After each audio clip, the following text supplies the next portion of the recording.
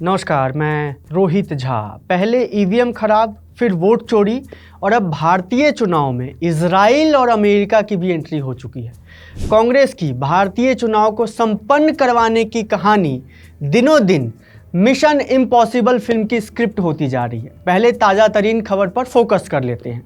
दरअसल 26 नवंबर को भारतीय संविधान दिवस मनाया जाता है और संविधान बचाने के ताज़ा तरीन मुहिम के पुरोधा राहुल गांधी की पार्टी कांग्रेस ने इस मौके पर कई जगहों पर आयोजन भी किया। इसी दौरान मुंबई में भी संविधान दिवस के अवसर पर कांग्रेस ने एक कार्यक्रम आयोजित किया। इसी आयोजन में कांग्रेस पार्टी के नेता और राज्यसभा के पूर्व सदस्य कुमार केतकर ने एक चौंकाने वाला दावा किया है, जिसको लेकर सनसनी फैल गई है। केतकर साहब का कहना है कि साल 2014 के लोकसभा चुनावों में कांग्रेस को जो बुरी हार का सामना करना पड़ा था, वो किसी सामान्य राजनीतिक उलटफेर का रिजल्ट नहीं था, बल्कि कांग्रेस की इस बुरी हार के पीछे अमेरिका की खुफिया एजेंसी CIA और इजराइल की खुफिया एजेंसी मोसाद की साजिश थी। केतकर साहब यही नहीं रुकते हैं, वो आगे बताते हैं कि 2004 में कांग्रेस ने 145 सीटें जीती थी, जबकि साल 2009 में 206 सीटें। उनके अनुसार यदि यह सिलसिला जारी रहता तो कांग्रेस 2014 में लगभग 250 सीटें जीत सकती थी, लेकिन परिणाम इसके बिल्कुल उलट रहे और पार्टी सिर्फ 44 सीटों पर ही सिमट गई। उन्होंने कहा कि इतनी बड़ी गिरावट केवल मतदाताओं के असंतोष से नहीं हो सकती। केतकर जी यही नहीं रुकते हैं, आगे कहते हैं कि ऐसा इसलिए किया गया क्योंकि अमेरिका और इजराइल भारत में एक ऐसी सरकार चाहती थी जो उनके हिसाब से काम करे, जो कि कांग्रेस के रहते नहीं हो पाता। वो यहाँ तक बताते हैं कि मोसाद और CIA के पास भारत के सभी राज्यों के निर्वाचन क्षेत्रों का विस्तृत डेटा है। कमाल की बात है। मसला ये है कि कांग्रेस के नेता ऐसे बयान देते रहते हैं जिसका कभी कोई आधार नहीं होता। मोसाद और CIA का जिक्र तो केतकर ने किया, मगर इसको लेकर कोई पुख्ता सबूत पेश नहीं किए।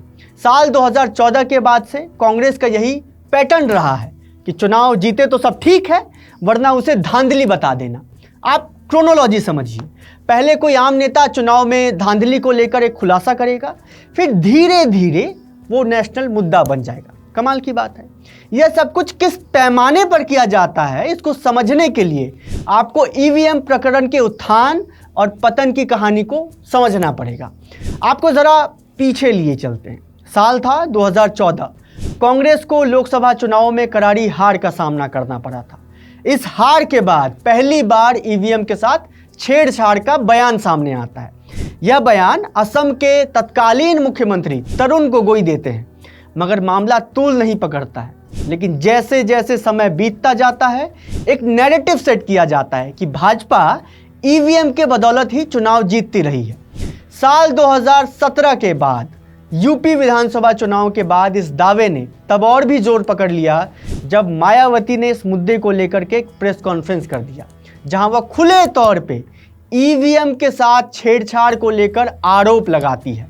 आपको जानकर आश्चर्य होगा कि EVM टेम्परिंग मुद्दे के जनक के तौर पर देखे जाने वाले कांग्रेस पार्टी के खुद के नेता राहुल गांधी ने स्वयं सबसे पहली बार EVM में गड़बड़ी को लेकर के साल 2018 में पब्लिकली कोई बयान दिया था, वो भी मध्य प्रदेश, छत्तीसगढ़, राजस्थान विधानसभा चुनावों के मतदान के बाद। यानी राहुल गांधी को ये समझने में 4 साल लग गए कि EVM के साथ छेड़छाड़ की जा रही है, जबकि तरुण गोगोई को ये बात 2014 में ही समझ आ गई थी। 7 दिसंबर 2018 को राहुल गांधी पहली बार अपने ट्विटर हैंडल पर EVM को लेकर सवाल उठाते हैं। उसके बाद EVM का मुद्दा बार बार उठता रहा।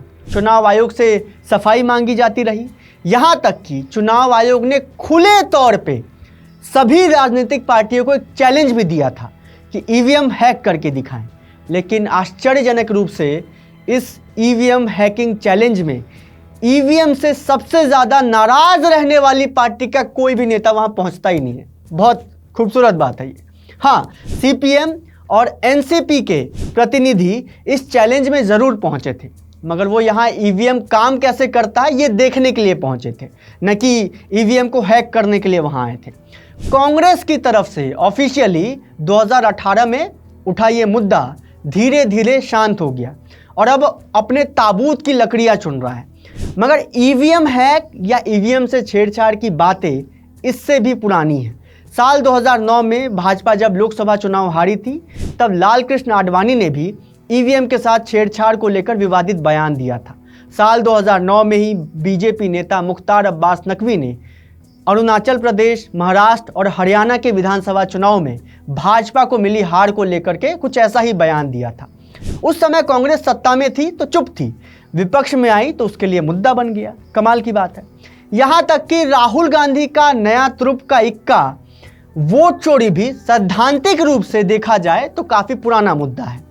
राहुल गांधी ने इसे पहली बार सेंट्रल नारे और संगठित तौर पे उठाया, इसलिए ये फ्रेश दिखता है, जबकि बोगस वोटिंग के नाम से ये साल 1950 से ही देश में मौजूद है।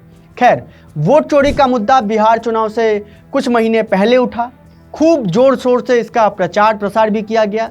वोट चोर, गद्दी छोड़ जैसे नारे देने वाले राहुल गांधी ने तमाम सबूतों के साथ इस मुद्दे पर प्रेस कॉन्फ्रेंस भी की, पदयात्रा किया, लेकिन जो करना चाहिए था वो नहीं किया, यानी चुनाव आयोग को इस मुद्दे को लेकर के कोर्ट में घसीटना। जबकि चुनाव आयोग कई बार कह चुका है कि यदि आपके पास वोट चोरी के सबूत हैं तो आप कोर्ट का दरवाज़ा खटखटाइए भाई।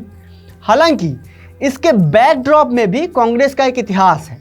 वोट चोरी का मुद्दा कांग्रेस के अन्य नेता राहुल गांधी से पहले उठा चुके हैं।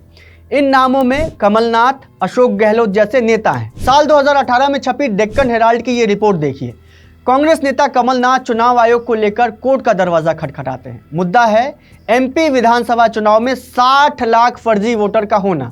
आरोप लगाए गए कि एक एक चेहरा 36 बार वोटर लिस्ट में दिखा है। चेहरा बदल जाता है, संख्या बदल जाती है, फेक वोटर्स के नंबर बदल जाते हैं। पार्टी वही है, मुद्दा भी वही है, लेकिन राहुल गांधी इस मुद्दे पर तब तक कुछ नहीं बोलते। फिर अचानक 6 साल बाद राहुल गांधी को समझ आता है कि अरे वोट चोरी हो रही है, चलो सनसनी फैला देते हैं। यही सेम चीज़ इजराइल और मोसाद की कहानी के साथ होने वाला है। आप कागज़ कलम लेकर नोट कर लीजिए कि आज से 5-6 साल बाद, यानी कि राहुल गांधी विपक्ष में रहते हैं तो किसी न किसी चुनाव से पहले विदेशी हाथ का मुद्दा उठाएंगे और तब तक वोट चोरी का मुद्दा अपनी आखिरी सांस ले रहा होगा। अगर इस देश के विपक्ष को सच सुनने की हिम्मत है तो सुनिए कि ये देश दरअसल विपक्ष विहीन हो चुका है। विपक्ष का अगर असली चेहरा देखना हो तो वो तस्वीरें देखिए जब प्याज की माला पहने भाजपा के बड़े नेता सड़कों पर नजर आते थे। कोई बैलगाड़ी से संसद पहुंच जाता था तो कोई सिलेंडर लेकर बीच चौराहे पर बैठ जाता था।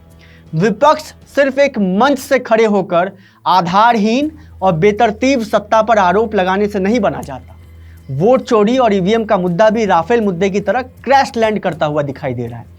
चुनावी हार के बाद विपक्ष को आत्ममंथन या किसी चिंतन शिविर में जाने से पहले लिट्टी चोखा देख लेना चाहिए। हम सवाल पूछने के साथ साथ कई बार रियलिटी चेक भी ज़रा दे देते हैं। देखते दिखाते रहिए लिट्टी चोखा। शुक्रिया।